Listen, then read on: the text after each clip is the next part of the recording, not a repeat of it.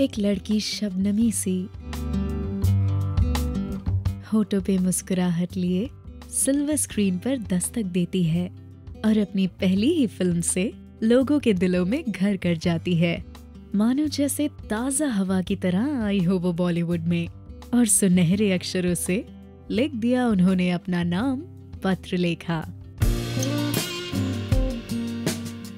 साल 1989 में पत्रलेखा ने मेघालय के शहर शिलोंग में अपनी आंखें खोली। बॉलीवुड की चकाचौंध में आने से पहले पत्रलेखा के डैड अजीत पॉल चाहते थे कि वो उनकी ही तरह सीए की पढ़ाई करें, और अपने पापा के इस सपने को बचपन में पत्रलेखा ने एक तरह से अपना ही मान लिया। लेकिन धीरे धीरे आसामवाड़ी बोर्डिंग स्कूल में पढ़ाई कर रही पत्रलेखा की आंखों में सजने लगे ग्लैमर वर्ल्ड के सपने।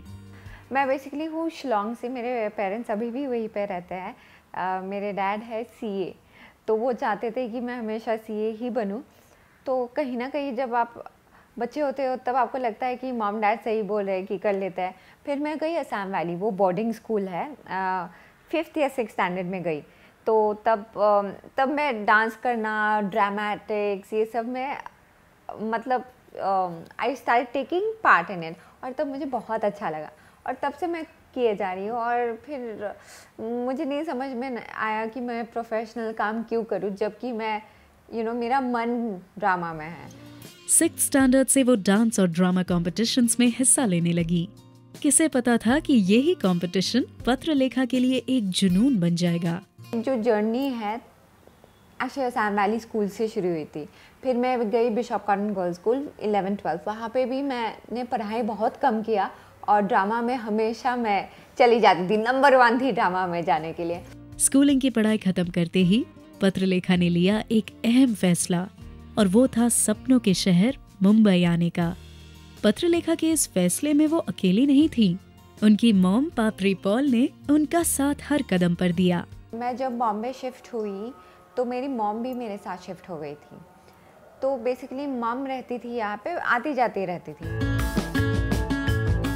मुंबई में कदम रखते ही पत्रलेखा ने शुरू कर दिया अपने सपनों की सीढ़ियों को चढ़ना, जहां उन्होंने एचआर कॉलेज में अपने आगे की पढ़ाई पूरी करने के लिए एडमिशन लेने के साथ ही बॉलीवुड में अपनी पहचान बनाने की स्ट्रगल भी शुरू कर दी।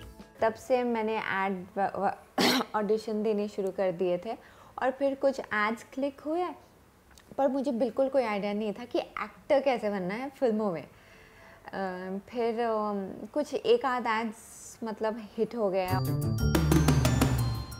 पर ये उनके लिए बिल्कुल आसान नहीं था। पत्रलेखा ने अपने एक्टिंग की कला को दिखाने के लिए हर मोड़ ऑडिशंस दिए, मगर ज्यादातर जगह उनके हाथ निराशा ही लगी।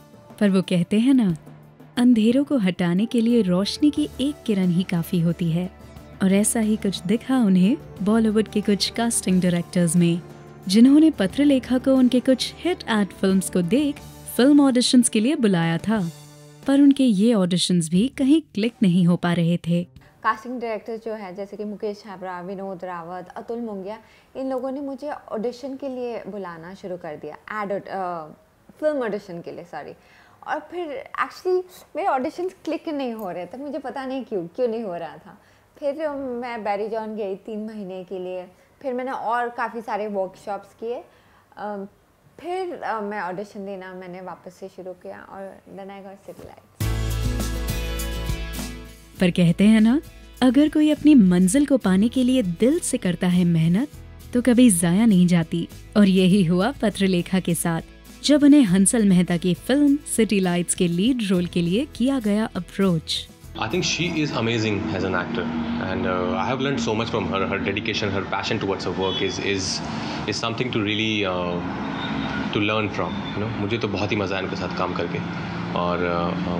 और ऐसा कुछ लोग मुझे पूछते हैं कि क्योंकि आप लोग एक दूसरे को जानते हैं पर्सनली तो क्या ईजी होता है, तो ऐसा बिल्कुल नहीं होता है। आई थिंक जब वो काम कर रही थी तो वो अपने कैरेक्टर में थी और मैं अपने कैरेक्टर में था, और उन्होंने बहुत ही शिद्दत से काम किया है। I think it's one of the best performance for me for last year. Rajkummar Rao और पत्रलेखा की दोस्ती बहुत पुरानी है, और इसी वजह से सिटी लाइट्स में पत्रलेखा की कास्टिंग के पीछे राजकुमार का हाथ बताया जाता है। लेकिन असली कहानी तो कुछ और ही है। मुझे बिल्कुल नहीं पता था। जब हंसल सर इस फिल्म पे आए तो उन्होंने कहा कि वो पत्रलेखा का ऑडिशन करना चाहते हैं।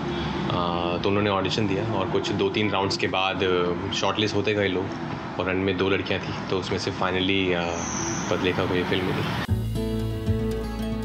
सिटी लाइट्स रिलीज हुई और क्रिटिक्स की नजरों में एक बेहतरीन एक्ट्रेस के तौर पर उभर कर आई Patralekha. I think she's a true rising star of Bollywood. We need good actors in our industry.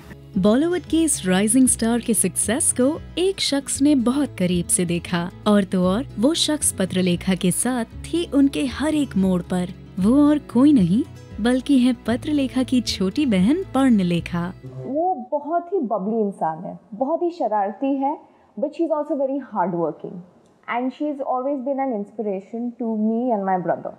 So we really look up to her. And yeah, and she's always there pushing us, encouraging us, and she's very hardworking. And above all, I think she's a very good human being. She's always there for everyone. और अब सारी rejections को पीछे छोड़कर पत्रलेखा आगे बढ़ चुकी हैं अपने करियर में। इंडस्ट्री के इस राइजिंग स्टार को बॉलीवुड नाउ की तरफ से बेस्ट विशेस। पत्रलेखा और उनकी एक्टिंग पर अपना नजरिया आप हमें कमेंट्स के जरिए बता सकते हैं। द राइजिंग स्टार के अगले एपिसोड के लिए कीप वॉचिंग बॉलीवुड नाउ।